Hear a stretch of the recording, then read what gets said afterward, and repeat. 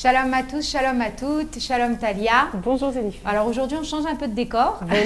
Voilà, ça change un petit peu exactement. Aujourd'hui, comme tu dois t'en douter, nous allons parler un petit peu de Purim. Quelle est cette fête un petit peu farfelue, j'ai envie de dire. D'habitude, on a l'habitude d'aller à la synagogue, que ça soit très solennel et tout ça. On va à la synagogue, c'est très solennel, mais on y rajoute un petit peu des petites touches un peu différentes, comme les déguisements, on doit offrir des cadeaux, on doit offrir aussi des boissons. Parle-nous un petit peu. On doit boire les boissons. On doit boire, excuse-moi aussi, exactement. Est-ce qu'on peut parler un peu de Purim aujourd'hui? Nahon. Alors Purim, comme on dit, où tout semble un petit peu comme ça à l'envers. C'est une fête qui sort vraiment de l'ordinaire. Il faut savoir que c'est une fête dans la Chassidoute. On parle beaucoup de Purim comme étant une fête avec des choses très très très profondes, bien au-delà de tout ce qui a l'air d'Afka, comme tu l'as dit, très farfelu et peut-être même parfois à la rigueur un peu superflu.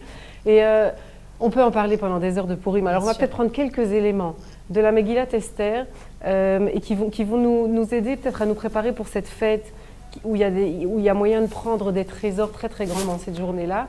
On va peut-être prendre quelques éléments qui vont nous aider à nous préparer pour Purim. Si on prend un petit peu la Megillat Esther, comment commence l'histoire, comment commence en fait la délivrance? Parce que le peuple juif était dans une situation difficile. Très difficile même au niveau spirituel. Ils participent à la Séouda, au repas que le roi organise, où il emploie les ustensiles du Beth Mikdash. Et donc, c'était pas la chose la plus respectable pour les ustensiles du Beth Mikdash. Le peuple juif y va, y participe. Et alors là, c'est à ce moment-là qu'il y a quelque chose qui va se réveiller. Comment ça va commencer cet éveil du peuple juif et ce retour vers Akadosh Baruch Hu? Ça va commencer par Vaizak Zaka Gdola. Mordechai Yehudi crie. Il crie très fort à un certain moment. Je dirais c'est comme s'il crie « Dai !» Ça suffit. J'ai une petite histoire drôle. La semaine dernière, je devais garer une voiture. C'était pas la mienne, je devais garer une voiture. Et j'ai commencé à tourner autour de la maison. Et tourner. J'étais pendant 40 minutes. Je ne trouvais pas une place où garer la voiture. J'étais en retard au travail où j'avais un rendez-vous. Et je n'arrêtais pas de tourner et je ne trouvais pas de place. Chaque fois que j'arrivais à un rond-point, il y avait une voiture qui passait devant. Hop. Et elle se garait 5 mètres devant moi. À un moment, j'avoue, j'ai perdu la tête. À un moment, j'ai commencé à pleurer. J'ai dit, je peux pas. Je commençais à voir la tête qui tourne. Je ne savais plus quoi faire. Et puis alors, ça m'est sorti en une fois. J'ai crié « Dai !»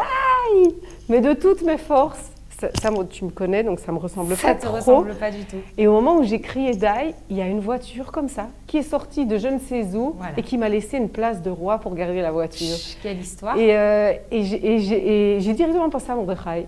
Mordechai Tzadik, c'est comme ça que la délivrance a commencé. Qu'est-ce que ça représente, le fait qu'il crie? Ça représentait le fait que ça suffit, il y a trop de problèmes, on n'en peut plus. On crie. À qui on crie? On crie à Kadosh Baruch Hu, parce qu'on sait que c'est seulement lui qui peut maintenant nous délivrer. Et c'est peut-être que comme ça commence quelque part la délivrance, c'est de savoir vers qui se tourner, de savoir quand on n'en peut plus, à qui on doit demander de l'aide, et c'est à Kadosh Baruch Hu. Et donc c'est comme ça, quand on voit, donc au travers de ça, on voit dans la Megillat Esther, le début de la délivrance commence par ce cri vers Akadosh Baruch Hu. Un autre élément qui est intéressant aussi dans la Megillah, Mordechai Hatzadik vient chez Esther Amalka. Il ne vient pas chez elle au travers de quelqu'un. Il va lui faire dire « Ok, toi maintenant tu es la reine.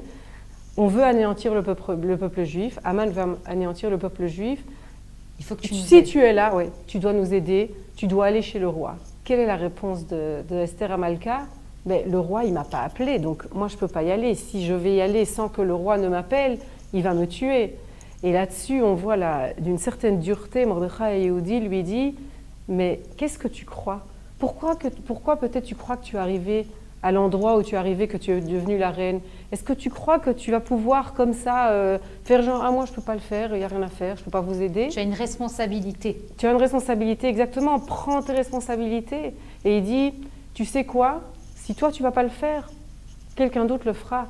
Mais alors toi, ton nom, il sera oublié de l'histoire. » Et là, Esther Amalka se réveille. Et ça, je crois que c'est une leçon qui est énorme pour nous. C'est que Akadosh Baruch Hu nous donne un tafkid. Il nous donne des fonctions dans ce monde-ci. Et parfois, on fait « Oh, j'ai pas vu. » Il y avait quelqu'un, une personne âgée dans la rue, qui portait des sacs très très lourds. Je l'ai pas vu. quelqu'un d'autre qui me demande de l'aide, j'ai pas entendu, j'ai pas répondu à son appel. Et là, Akadosh Baruch Hu dit, attends, il y aura un autre envoyé. Si toi, tu vas pas le faire, il y aura quelqu'un d'autre qui va le faire. Est-ce que tu veux ces srouillottes? Fais-le. Et ça, je crois que c'est quelque chose qui est très fort et qu'on peut apprendre de la Megillah. C'est aussi, la délivrance, ça vient aussi par une prise de responsabilité. Un autre point qui est important, comment Esther, qu'est-ce qu'elle dit? Qu'est-ce qu'elle dit à Mordechai? Elle prend ses responsabilités et elle lui dit, ok, moi je vais faire ce que je dois faire, mais vous devez vous réunir. Knos et kol hayehudim, la réunion, la fraternité, se mettre tous ensemble. C'est comme ça qu'on arrive à être délivré. C'est aussi une grande leçon de la Megillat Esther. Et c'est pour ça qu'on fait des Mishlochei Manot, qu'on fait toutes sortes de choses qui nous montrent cette fraternité qu'il y a dans le peuple juif, parce que c'est comme ça qu'on arrivera là où on doit arriver. Et puis là, la délivrance commence. Le roi est d'accord de la recevoir. Elle lui demande, il est content de la voir et il lui dit, je suis prêt à te donner Atratzia Malchut, jusqu'à la moitié de la royauté. Purim, c'est le moment où on peut faire des demandes et Dieu nous répondra Atratzia Malchut. Parce qu'il y a ces forces-là, à partir du moment où on prend nos responsabilités, où on fait ce qu'on doit faire, alors Akadosh Baruch Hu est là et il nous donnera ce dont on a besoin. Et puis après, c'est comme ça que Bezrat Hashem, on va arriver à la grande joie. Alors ce qu'on nous propose, c'est de prendre tous ces petits éléments, il y en a encore beaucoup d'autres, et de consacrer cette journée de Purim à la fraternité, à la prière, à la demande, à savoir à qui demander, et demander tout ce qu'on doit demander. Et Bezrat Hashem, la Yehudim tiye, simcha vesason vika. Amen. Toda Talia, Purim Sameach et Purim Sameach à tout le monde. À très bientôt.